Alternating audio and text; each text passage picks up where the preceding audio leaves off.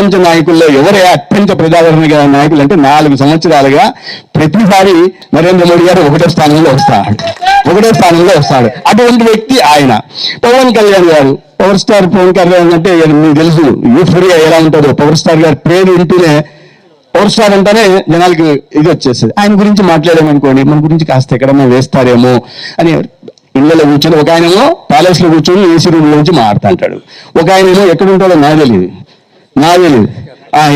ఏదో సెంటర్లో ఉంటాడంట. ఆ సెంటర్ నుంచి అప్పుడప్పుడు బయటకు వచ్చి వీడియో చెప్తుంటారట. సరే, నాకు నేను నిజంగా చూడలేదు, కానీ అంటుంటే విన్నాను.